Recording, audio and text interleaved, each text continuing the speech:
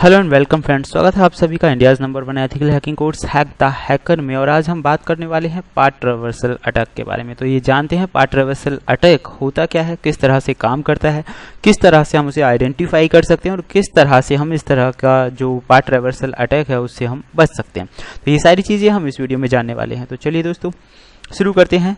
And these are for just educational purposes. Hope so आप इन चीज़ों का कभी भी मिसयूज़ नहीं करेंगे, बिकॉज अगर आप ऐसा करेंगे तो आप समझदार हैं, इससे बहुत कुछ नुकसान हो सकता है। अब हम बात करते हैं पाथ रिवर्सल अटैक वास्तव में होता क्या है। दोस्तों जैसा कि नाम से समझ में आ रहा है, इस अटैक को कई अलग अलग नामों से जाना जाता है। इसे हम डायरेक्टरी रिवर्सल अटैक भी बोलते हैं और इसे हम / अटैक के नाम से भी जानते हैं। पाथ रिवर्सल अटैक वास्तव में इसका जो मेन काम होता है, मेन एम जो होता है हैकर का इसमें, वो फाइल्स और डायरेक्टरीज को एक्सेस करने का होता है जो वेब रूट फोल्डर के बाहर होती है। यानी कई बार क्या होता है कि मेन फोल्डर के अलावा बाहर हम कई फाइल्स को छोड़ देते हैं, कई फोल्डर्स को छोड़ देते हैं जिनमें हमें लगता है कि हाँ बाद में हम यूज़ में लेंगे या फिर वो काम में आ रही होती है, लेकिन ध्यान नहीं देते। तो ऐसी सिचुएशन में जो अटैकर या हैकर होता है वो इस पाथ का मतलब जो भी हम पाथ लिखते हैं, आपने देखा होगा पूरा नाम जो हम लिखते हैं, जैसे www.google.com/index.html वट जो भी पेज आप फाइंड आउट कर रहे हो, तो उसके बाद स्लैश लगा के किसी भी डायरेक्टरी या फाइल का नाम लिखकर जो अटैकर है वो उसे एक्सेस करने की कोशिश करता है। तो कई बार ऐसा भी होता है कि उसे सेंसिटिव इन्फॉर्मेशन हाथ लग जाती है और कई बार ऐसा भी होता है कि लॉक फाइल भी उसके हाथ लगती है। मतलब इन ओवरऑल केसेस नुकसान वेबसाइट डेवलपर्स का ही होता है।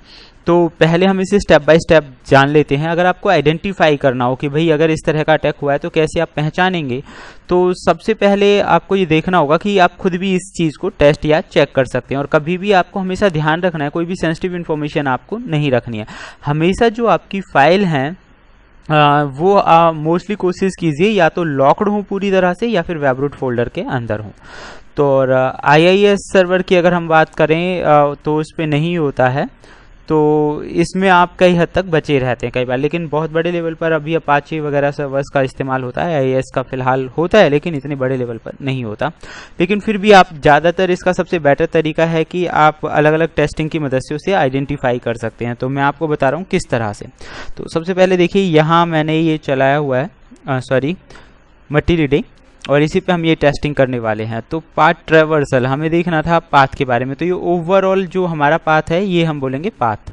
और अब मान लीजिए कि अटैकर किस किस तरह से ट्राई कर सकता है। बहुत ज़्यादा सिंपल से एग्जांपल के जरिए मैंने कोशिश किया कि बहुत सिंपली मैंने एग्जांपल लिए जिससे कि मैं आपको समझा सकूं।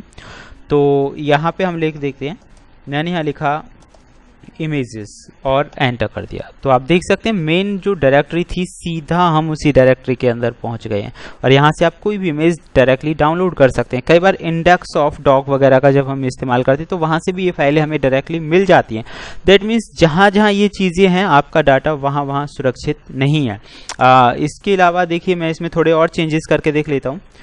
जैसे कि आपको ग्रीटर जो फोल्डर है उसके अंदर देखना था क्या है, तो मैंने यहाँ लिखा GRITTER और एंटर करते तो उस फोल्डर के अंदर की जो चीज़ें हैं वो हमें दिख जाएंगी और यहाँ से वो सीधे सीधे डाउनलोड हो जाएंगे। मतलब कोई भी अटैक लगेगा ही नहीं। इसे आइडेंटिफाई करना डिफिकल्ट होता है क्योंकि सारी चीज़ें वहीं की वहीं हैं। अटैकर या हैकर कुछ भी खास इसमें गलत करने की कोशिश नहीं कर रहा है, लेकिन सिर्फ पाथ को चेंज करके वो बहुत सारी इन्फॉर्मेशन गेन कर रहा है। फॉर एग्जाम्पल मान लीजिए हम यहाँ पे लिख देते हैं जावास्क्रिप्ट। तो जावास्क्रिप्ट के जो कोड यहाँ यूज हुए हैं या जावास्क्रिप्ट की जो भी फाइल्स हैं उनसे रिलेटेड आपको यहाँ इन्फॉर्मेशन मिल जाएगी। आप यहाँ देख सकते हैं ये इन्फॉर्मेशन यहाँ आपको हाईलाइट हो रही है। लाइकवाइज द सेम वे कई बार सेंसिटिव इन्फॉर्मेशन जो अटैकर या हैकर होते हैं उनके हाथ लग जाती है।